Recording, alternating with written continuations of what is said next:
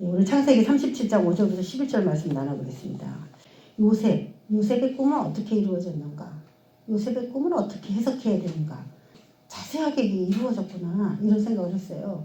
이 예언을 실현하기까지 요셉은 13년이나 걸렸지만 13년 동안의 그 모든 이야기를 어떻게 이렇게 간단한 꿈, 두 커트의 꿈에다가 하나님이 그걸 다 담을 수가 있었는지. 저 여러분 꿈 꾸시죠?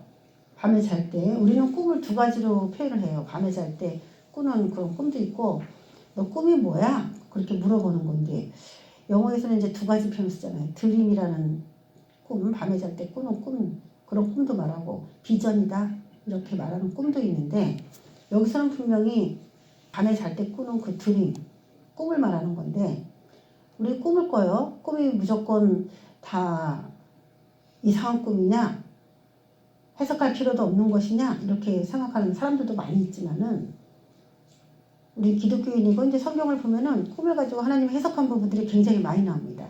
그래서 이 꿈을 우리가 꿔가지고, 예를 들어 이제 안 믿는 사람들이 사보는 그 꿈 해몽책, 그런 거랑 이렇게 비교해서 우리 꿈을 이렇게 하면요, 그게 안 맞습니다. 그게 안 믿는 사람이 보는 그 꿈 해몽책하고 그 믿는 사람들이 꿈을 꾸고서 하나님께 받은 응답하고는 하늘과 땅 차이예요. 그러니까 괜히 꿈을 꾸고서 그런 꿈의 해몽책을 제가 그런 분을 봐서 그래. 꿈을 하도 많이 꾸니까 초신자 때 그걸 사가지고 맞춰보더라고.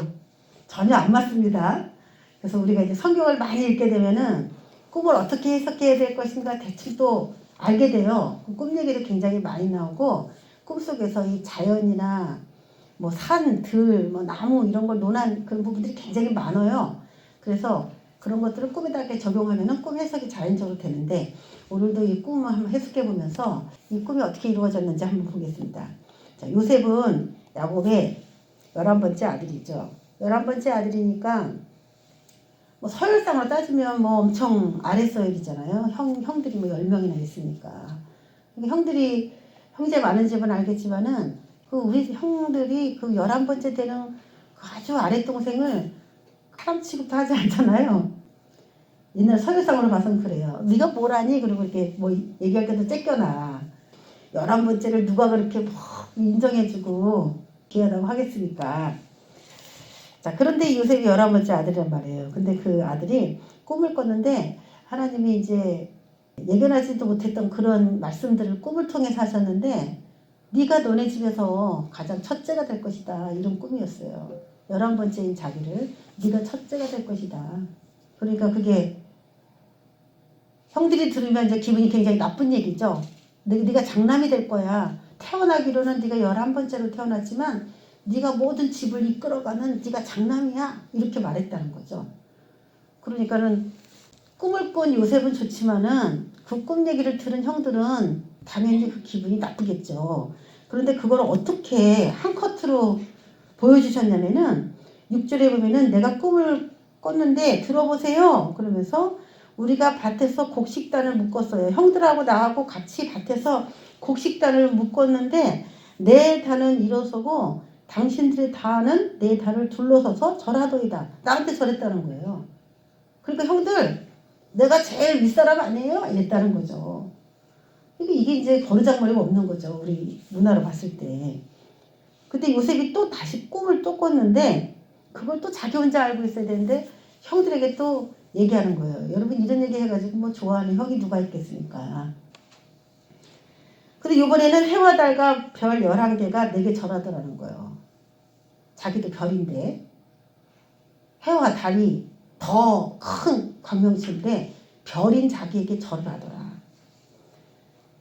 그가 그 꿈을 아버지와 형들에게 다 있는 데서 얘기하고, 자기가 그렇게 이제 되는 거에 대한 확신과 그 자신감과 기쁨에 막 이제 자기 죽은 거예요. 이런 꿈을 꿨어요. 근데 요 별거 아닌 이 두 커트의 꿈이 한 커트 한 커트 우리가 나눠서 보겠는데, 이게 굉장히 성경 말씀하고 비춰보면, 지금 우리는 대충 성경을 그래도 좀 아시는 분들이 이 가운데 있으니까, 이런 꿈을 누가 꿨다라고 아주 간단한 꿈인데 꿨다라고 얘기하면은 이걸 어떻게 해석해 줘야 되나, 그런 것들을 나눠볼 수가 있는 계기가 돼요. 요셉의 꿈은 언제 이루어지는가? 자, 요 꿈속에 다 나와 있어요. 거기 꿈속에 이제 나온 구절대로 제가 한 컷 한 컷 잘라가지고 한번 해석을 해보겠습니다. 7절에 우리가 밭에서 곡식단을 묶더니 그랬어요. 요소부터 출발하더라고. 우리가 밭에서 곡식단을 묶더니 형제들이 같이 곡식단을 묶고 있었어요. 요거는 뭘 말하냐면은 모든 수고가 끝난 추수기에 일어날 일이다 라는 거예요. 추수기에. 여러분 곡식단을 묶는 걸 봤습니까? 제가 그림도 보여드릴 텐데 농사가 다 되고 벼가 다 이게 있잖아요. 그러면은 그거를 배에 가지고 묶고 그래서 세워놔. 그럼 나달이 이게 말라야 돼. 햇빛에. 마르게 둬. 그냥 이렇게. 그래서 이제 논에 가면은 이렇게 요즘엔 탈곡기를 막 하니까 그런 과정 없이 북한에는 아직도 그렇게 하더라고. 이렇게 해갖고 묶어서 세워놓더라고. 우린 탈곡기를 착 해가지고 뭐 껍데기를 그냥 바로바로 벗겨가지고 이렇게 나오는 쌀이 그냥 나와버리는데 그런 게 없는 요때 시대로는 요 해석이 이제 그대로 이루어지는 건데 묶어요. 일단 묶어야 돼. 그래서 한 단. 근데 이게 한 단이 다 뭘 말하냐면은 형들이야. 첫째 형이 한 단, 둘째 형도 한 단, 셋째 형도 한 단. 그래서 12단이 되겠죠. 12형제니까. 12단이 쭉 있었어요. 요거는 요 꿈 얘기로만 보면은 이건 지금 일어날 일이 절대 아니라는 거예요. 우리가 이제 시대도 요 말씀을 통해서 좀 보기를 원하는데 지금 현재 너에게 일어날 일이 아니다 이 말이에요. 이건 언제다? 모든 형제들이 다 익었을 때. 모든 형제들이 주님의 양육과 교육을 통해서 잘 자라서 교회에서 잘 영양분을 먹고 자라서 말씀을 듣고 찬양하면서 잘 자라서 나달이 익었다고 말씀이 그 12형제 안에서 무르익었다고 생각할 때 그때 나는 그 익은 나달들을 뵐 거고 그 마지막 그때 일어날 일이야 이거라는 거예요. 그래서 요 7절에 요 시작하는 본문에서부터 굉장히 미래에 일어날 일이다. 그것을 암시해주고 있는 거예요. 우리가 이제 꿈을 꿀 때 이 꿈이 언제 일어날 것인가 그게 제일 궁금하잖아요. 자, 모든 수고가 끝난 추수기에 일어날 일이다. 그러니까 요셉은 이 꿈을 꾼 그 요셉이 만약에 이 꿈을 해석할 줄 알았다면은 어떤 일을 먼저 해야 되냐면 자기를 하나님 앞에서 성숙하게 만드는 그 과정에 올인을 해야 된다는 얘기예요. 여러분 저와 여러분에게 하나님이 뭐 예언도 해주실 수 있고 꿈으로 이렇게 보여줄 수 있는데 읽지 않고서는 아무것도 하나님이 시킬 수가 없어요. 도리어 시키면 힘들어 자기가. 하지도 못하는데 막 이것저것 하라고 해봐요. 자신이 너무 힘들고 고달퍼. 그래서 지금 이제 전 세계가 어떻게 돌아가는지 그런 전망, 지금 현재 어떤 시즌인가를 알아야 내가 지금 일어날 때이다, 그렇지 않다라는 거를 알 수가 있어요. 이 세계의 흐름을 읽지를 못하면은 이게 추석인지 언젠지 전혀 맥을 잡을 수 없기 때문에 꿈을 아무리 꿔도 매치가 안 됩니다. 자, 마가복음 4장 28절에 보면은 땅이 스스로 열매를 맺되 처음에는 싹이요 다음에는 이삭이요 그 다음에는 이삭의 충실한 곡식이라 열매가 익으면 곧 낫을 되나니 이는 추수 때가 이르렀습니다. 이렇게 나온 본문이 있어요. 이거는 땅에서 싹이 나온 걸 얘기하고 싶은 게 아니에요. 이거는 땅에다가 심은 어떤 그 곡식 같은 거, 우리를 말하는 거예요. 하나님 말씀이 우리 안에 들어오잖아요. 하나님 말씀이 땅이라고 하는 흙으로 만든 우리의 심령 안에 들어오면은 이 말씀이 우리 안에서 가만히 있는 게 아니라 싹이 나요, 싹. 그러면 맨 처음에 신앙생활 하면서 요만한 이제 싹이 올라오는 거죠. 우리가 그 싹을 보면은 앞으로 어떻게 자랄 건지 아는 말로 쓰는 표현이 뭐냐면 싹수가 노랗다. 이런 얘기를 하잖아요. 어릴 때부터 신앙적으로 어린데도 뭔가 하나님께서 주시는 은혜에 빨리 반응하고 민감하게 반응한 사람은 영적인 성장도 굉장히 빨라요. 그 사람의 기질대로 믿기 때문에 그런 거죠. 그것이. 그래서 초신앙 때도 저 사람은 신앙생활 앞으로 잘하겠다. 대충. 그렇지만 또 미래에도 역전되는 사람들도 막 있기 때문에 그건 우리가 다 알 수가 없는데 처음에는 싹이요. 그 다음에는 이삭처럼 좀 자라서 그다음에 충실한 곡식이다. 열매가 익으면 곧 낫을 된다. 자, 낫을 된 다음에 묵는다는 거예요. 그러면 추수 때다. 지금 요셉은 언제 이 꿈이 이루어질 것이냐? 추수 때가 돼야 자기가 이루어진다는 거예요. 그럼 여러분 지금 추수 때가 된다 그러면 예수님이 이 땅에 재림하실 때 우리가 그렇게 생각하는데 이 요셉의 이야기를 보면 꼭 그렇게 볼 일이 아니에요. 그 추수 때라는 거에 대해서 감안하시고 이 말씀 한번 보십시다. 자, 꿈을 꾸는 하나님의 소명을 받았어요. 꿈을 통해서. 그럼 처음 해야 할 일이 곡식단 익히기라는 거예요. 말씀 안에서 무르익어 성장해야 됩니다. 모든 기본은 다 말씀이에요. 그러면 사람들이 우리에게 예언도 해주고 여러 가지 교회 안에서 네가 이렇게 해라, 뭐 저렇게 해라 하고 얘기할 때 이걸 어떻게 구별해야 되지? 이게 하나님께서 하신 말인지 이게 저 사람이 그냥 한 말인지 내가 어떻게 알지? 그거 어떻게 알아요? 원래 성령께서 역사하실 때는 사람들이 이제 우리 주변에도 그런 사람이 꽤 많은데 성령께서 말씀하셨어요 하면서 자기 고집대로 막 뭔가 일을 처리하는 사람들이 우리 주변에도 꽤 많습니다. 하나님께서 자기에게 뭘 얘기했다는 거야. 그래서 자기는 이렇게 한다는 거야. 그런데 성령께서 하신 말씀인지 아닌지 가장 쉽게 우리가 확인해 볼 수 있는 방법이 뭐냐면은 들었을 때 이것이 성경적인가 그렇게 해석해 보는 게 가장 기본이에요. 이것이 성경적인가?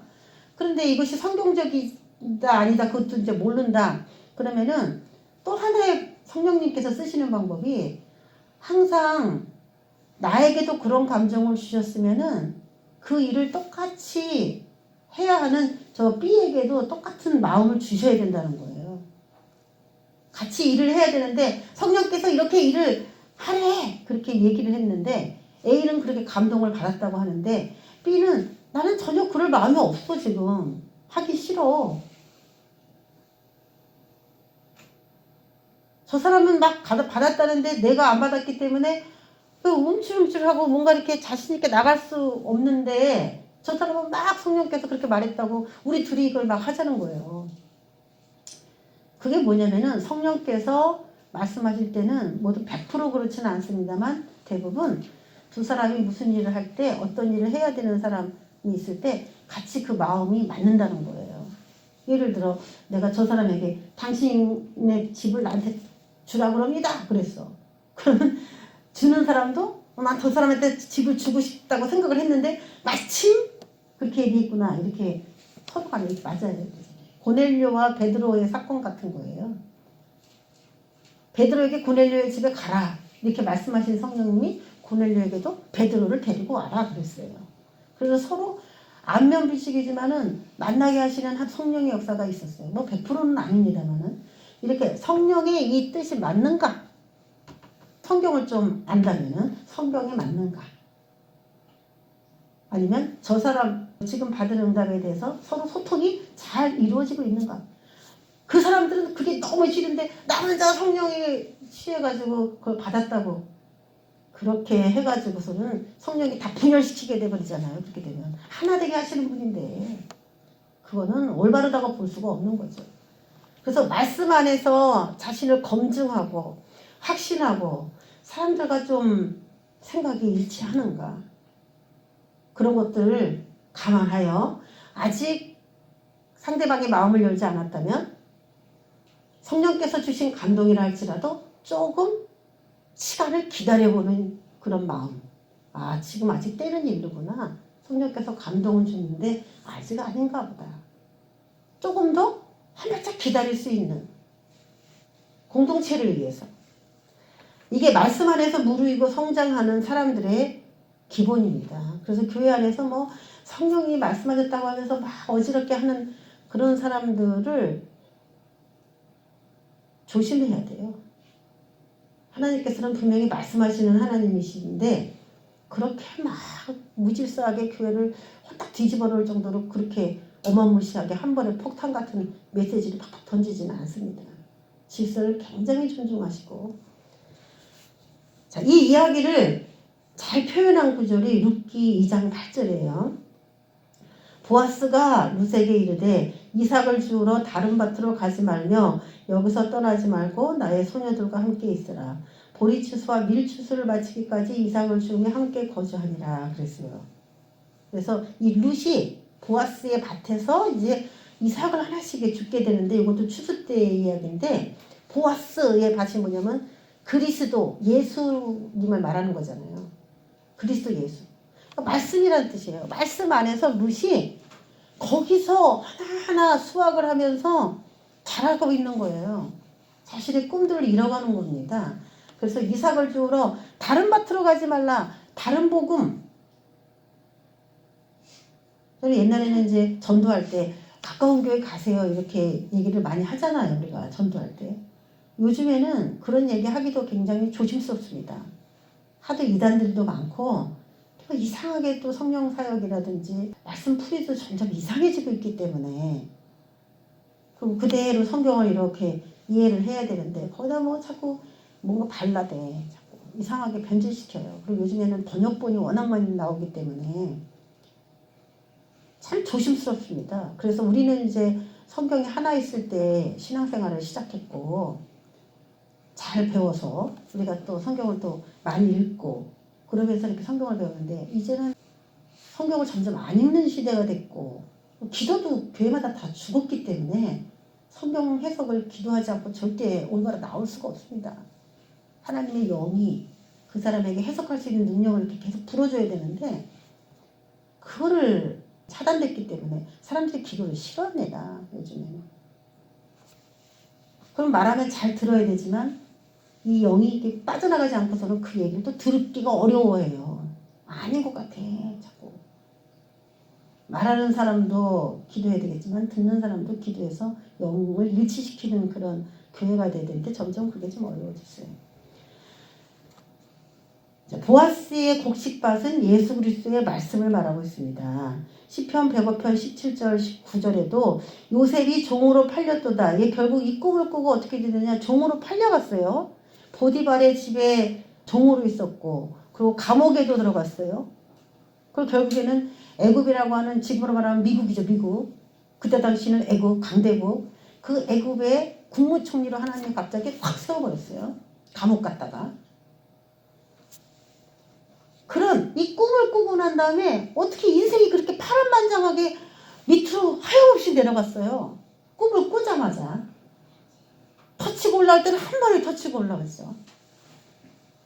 그런데 왜 하나님께서 요셉에게 그런 험난한 인생을 주셨는가? 왜 그렇게 종으로 팔려가도록? 왜 그 집에 11번째 아들로 살면은 편한데 왜 갑자기 애굽의 종으로 갔다가 감옥 갔다가 애굽의 국무총리가 되냐?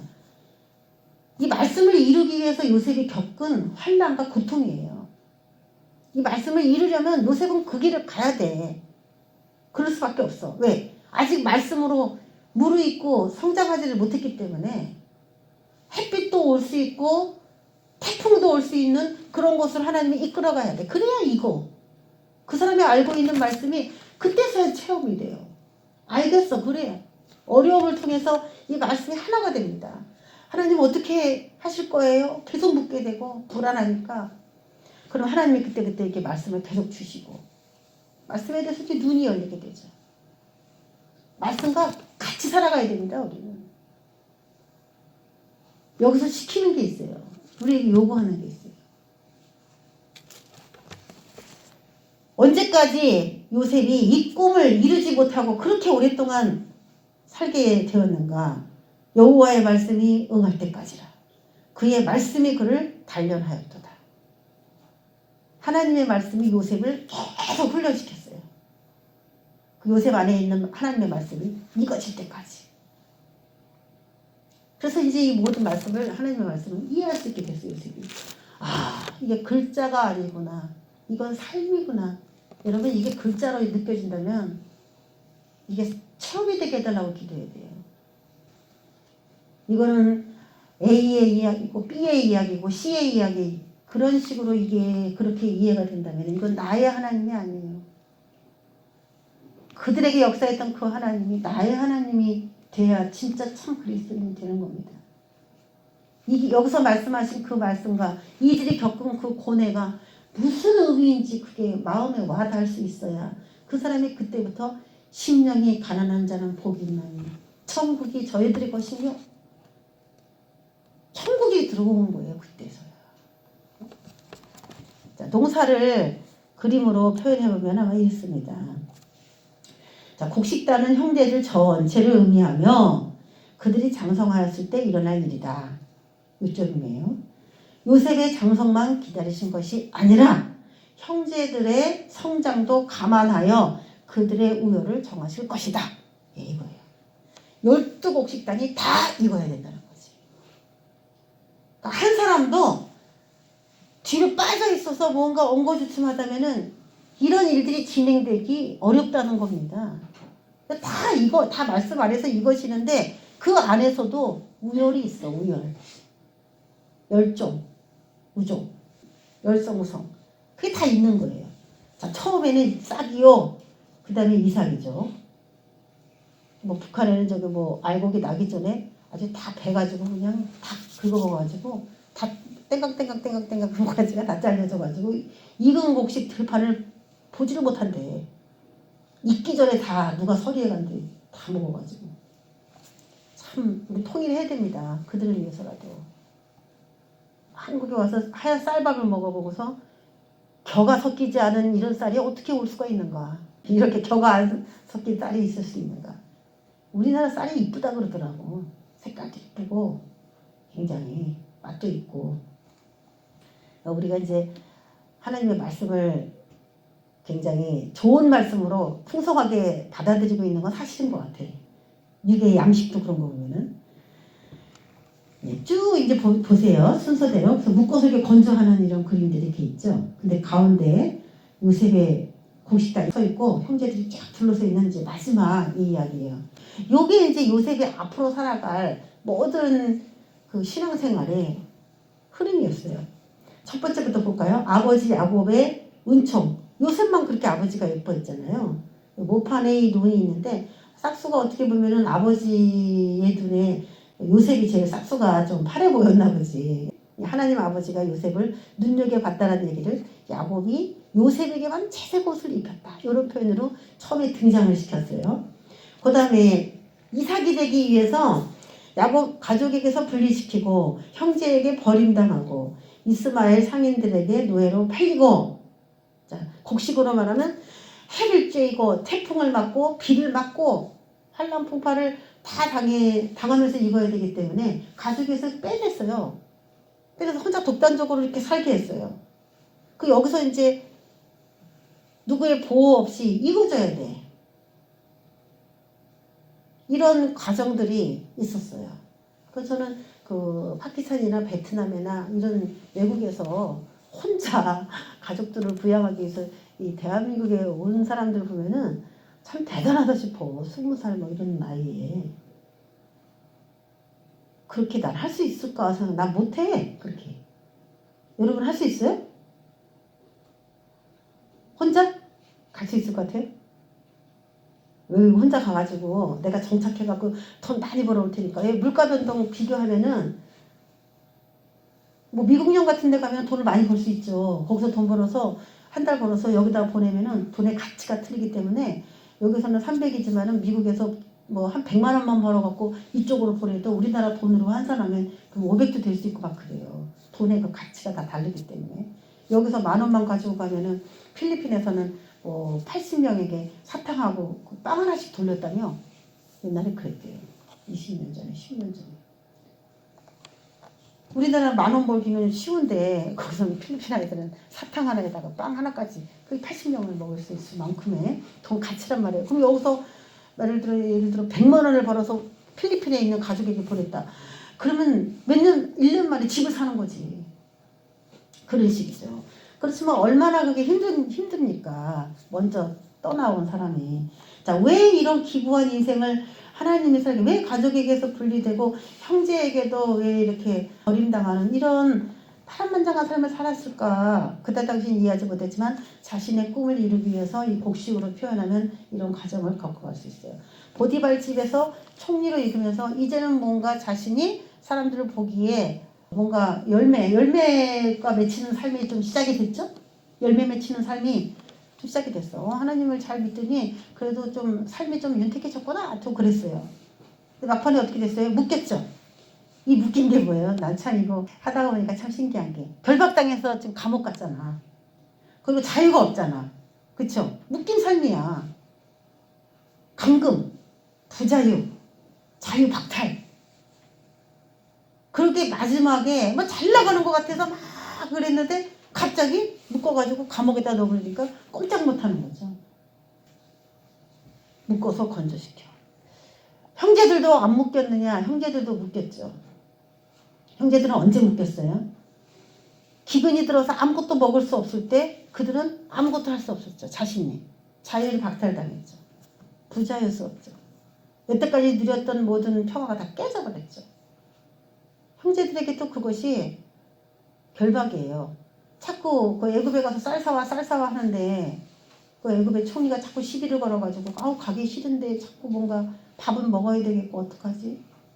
그들에게도 그 시련이 애굽의 국무총리가 된 게 많은 형제들이 와서 총리된 요셉에게 무릎을 꿇은 이 사건이 실현됐는데 자 예수님도 이 과정을 그대로 겪어봤어요. 저 여러분도 이 과정을 똑같이 겪어갈 거예요. 그러니까 요셉의 이야기에 여러분을 대입하시고 예수님의 이야기에도 여러분 대입하세요. 예, 12형제가 다 이 과정을 가긴 가. 그 교회의 모든 교회는 이 과정을 간다는 거예요.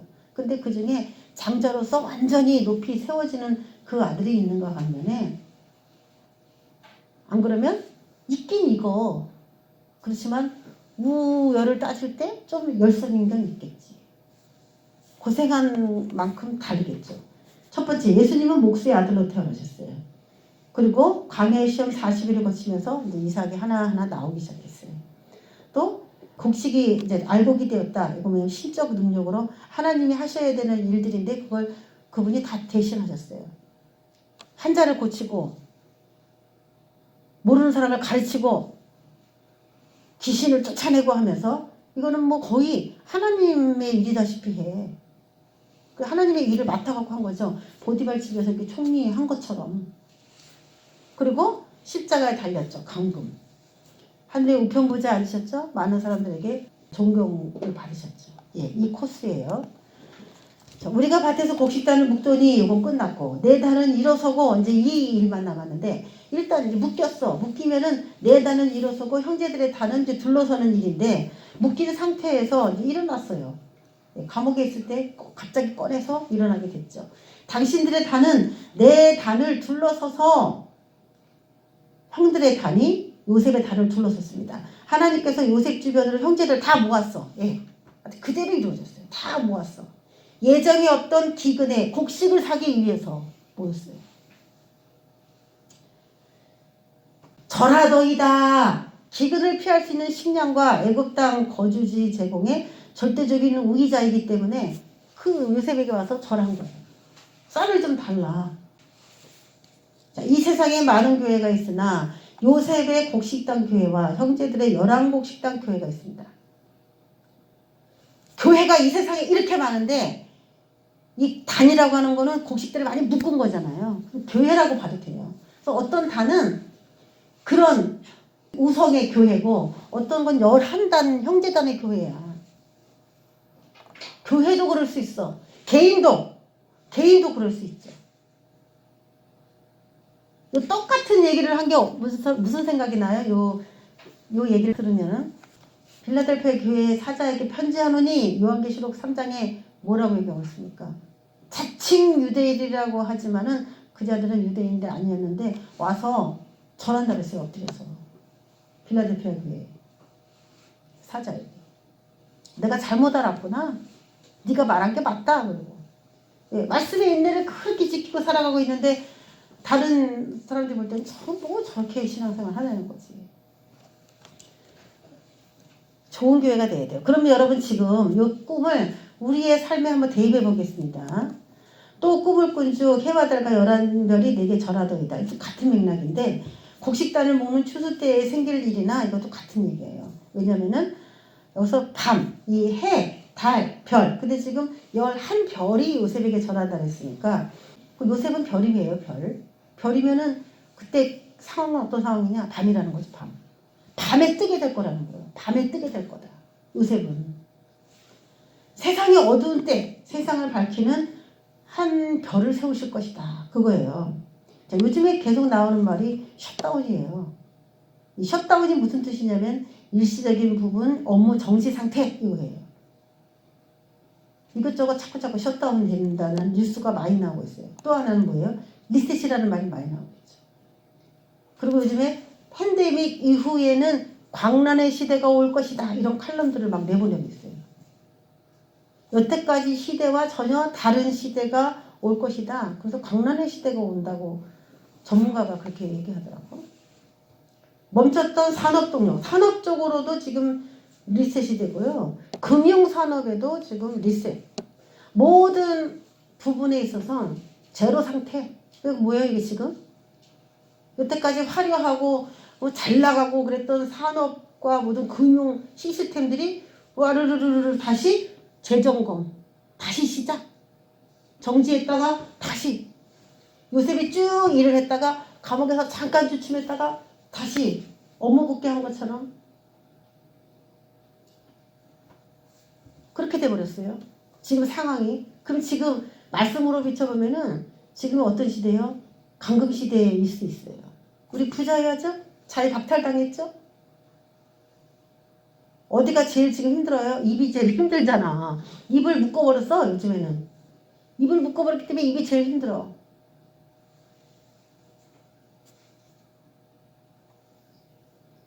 입을 열어줘야 이 되는 거예요. 그래서 앞으로는 입을 묶어놓은 시즌이 지났기 때문에 이제 자유의 시대가 오고 뭔가 해방의 시대가 오면은 입이 해방될 가능성이 제일 많겠죠.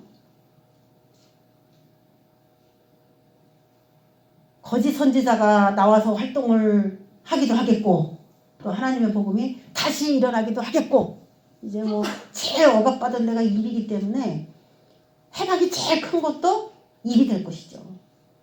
앞으로는 이 힘을 가진 사람이 이제 일어나는 시대인 거예요. 이게 말씀을 가졌다는 게 이거 이 힘을 가졌다는 얘기거든요. 이게 같은 말이에요. 자, 그러면 이 모든 해와 달과 11개의 별이 요셉이라고 하는 그 하나의 별, 그 하나의 별에 절을 한다는 거는 또 이거는 또 어떻게 우리가 봐야 될까? 11별보다 더 두드러진 빛의 밝기를 가져야 된다 이 말이죠. 왜 11개의 별이 요셉이라는 별한테 절을 했습니까? 지금 상황이 밤인데 어두운데 캄캄한데 앞으로 어떻게 나가야 될지 알지 못하는 시대인데 요셉이 그 갈 길을 가르쳐줄 수 있는 빛을 그거 가졌기 때문에 그래요. 빛이 뭡니까? 생명이죠? 빛은 사람들의 생명이라. 저 사람이 가지고 있는 그 빛 때문에 내가 살 것 같다. 저 사람을 만나야 살 것 같다. 그렇게 믿고 있다면 그 사람에게로 가는 겁니다. 요한복음 1장 4절에도 그분 안에는 생명이 있습니다. 제가 이제 쉬운 성경으로 번역을 했어요. 그 생명은 세상 사람들을 비추는 빛이었습니다. 이 빛이 어둠 속에서 빛나고 있었으나 어둠이 이 빛을 깨닫지 못하였다. 이렇게 번역했어요. 어두운 사람들은 그게 빛인지 뭔지도 인정하지도 않고 모르지만 그 빛을 알아보는 사람은 그에게로 와서 절을 하는 거예요. 그래서 그 예수님 시대에도 예수님만이 내 인생의 빛이다 생명이다라는 걸 알고 사람들이 와서 막 이분은 메시아야 그리고 막 엎드려 경배했어요. 그렇지만 어떤 사람은 저게 뭐하는 사람인데 갑자기 나타나서 사람들은 선동질하고 그래. 그러면서 메시아인 걸 인정하지 않았죠. 이 두 부류의 사람들이 있었어요. 왜? 밤이기 때문에 그래요. 밤이기 때문에 빛이 더 잘 보인다는 이점도 있는데 밤이기 때문에 밤에 속한 자는 어둠에 속한 자는 그냥 어둠에 있기를 더 좋아하는 거예요. 워낙 어둡기 때문에 심령이. 생명, 영이 어두운 사람들에게 성령을 받게 하는 것. 이제 앞으로 우리는 이런 사역을 위해서 지금 우리 현재 준비를 해야 돼요. 지금 분명히 강금시대, 요셉의 감옥시대가 맞아요. 우리가 정말 잘 훈련된 사람이라면 지금 그 5단계로 봤을 때에 4번째 단계에 딱 왔다라고 보면 돼요. 그러면 이 팬데믹 시대가 끝난 다음에 이 한 단이 일어서고 11단이 둘러서는 그 일이 그 하나 남았다는 거야 지금. 누구에게? 성령을 가지고 있는 사람에게, 성경을 가지고 있는 사람에게. 교회 안에서 하는 얘기지. 뭐 세상 사람들이야 뭐 돈 가진 사람들에게 뭐 넙죽넙죽 절하겠죠. 영이 어두운 사람들에게 성령을 받게 하는 거, 그거 준비하세요. 좋아요. 나를 만나는 사람이 성령을 받는다. 앞이 캄캄한 사람들에게 갈 길을 알려주는 거, 이걸 준비해야 된다. 여러 가지 복잡하게 기도할 필요 없어요. 어떻게 갈 길을 알려주냐? 어떻게 갈 길을 알려줘요? 내가 갔던 그 길 그대로 올 수 있도록 가르쳐주면 되지. 아니면 내가 실수로 길을 잘못 갔다면 이렇게 가지 마라. 그러면 신앙생활이 실수로 잘못 간다. 그렇게 말을 해주면서 또 옳은 길로 인도하면 되지. 내가 혹시 잘못 갔다 할지라도, 내가 잘 갔다 할지라도 우리는 답을 다 갖고 있습니다. 신앙생활하면서 그런 답을 갖고 있기 때문에 앞으로 오는 모든 세계 가운데도 저와 여러분에게 어떻게 이 미래가 펼쳐질 것인가 우리는 잘 몰라요. 그렇지만 시대를 보면은, 말씀하고 비교해 보면은 그 다음 시대가 어떻게 움직일 거에 대해서 자세하게 잘 나옵니다. 꿈을 꾸지 않고 내가 아직 어떤 비전으로 나가야 될지, 나의 사명과 나의 갈 길을 아직 모르고 있다면은 여러분의 영적 지도자에게 상담하거나 하나님께 직접 꿈을 구하거나, 꿈을 꿨다면은 그 꿈을 어떻게 해석해야 되는지 묻거나 하셔서 여러분이 어떤 사명을 받아서 가야 되는 것인지 빨리 잡아야 돼. 젊을 때일수록. 돌지 마세요. 내가 어떤 사명을 갖고 어떻게 가야 되는지, 이게 뭐 40, 50, 60에 가가지고 그걸 알았다? 너무 늦어요. 하루라도 더 빨리 하나님의 사명을 받아서 그 사명이 준비해야 될 그 빛. 여러분, 빛이라니까 꼭 뭐 여기에서 뭐 말씀하고 뭐 성령만 받아야 이렇게 나온 거라고 이렇게 얘기를 했는데, 세상에서 빛이 되는 사람은, 제가 아까 말했잖아요. 세상 사람들은, 돈을 가진 사람은 또 빛이야. 그 사람들이 필요한 또 가난한 사람들이 있어. 그들에게는 또 일자리를 주는 사람이 빛이야. 모르는 사람에게는 누군가가 뭔가 알려주고 기술을 전수하는 것이 또 빛이에요. 여러분의 삶 속에서 하나님이 여러분에게 주신 어떤 사명이 있다면은 그 사명에서 각자 여러분이 만들어낼 수 있는 빛이 있어요.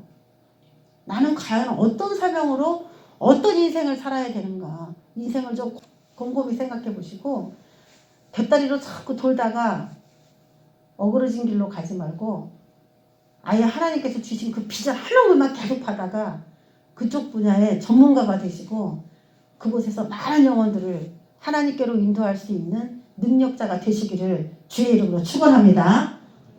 그렇게 자질을 향상시키고 미래를 미리 보고 내 앞길을 자신이 먼저 알고 터득해 나갈 수 있는 저와 여러분이 삶이 되시기를 주의 이름으로 축원합니다. 네, 기도하겠습니다. 하나님 아버지 감사합니다. 요셉의 인생을 통하여 지금 현재와 비교해보니 아버지 하나님, 여태까지 준비한 모든 것에 대해서 이제 결론이 드러나는 그런 시대입니다. 아마 이런 시대는 우리 인생에서 한두 번 더 올 수가 있겠습니다. 어떻게 준비하고 어떻게 내가 다음 단계로 나가야 될지, 내가 싹에 있다면 이삭으로, 이삭에 있다면 알곡으로, 알곡에 있다면 이런 감금도 어쩔 수 없는 거구나. 모든 것들이 말씀대로 이루어진다는 사실을 기억하고 하루하루 살아가는 우리가 되길 원합니다. 영광을 주님께 돌려며 예수 그리스도의 이름으로 기도했습니다.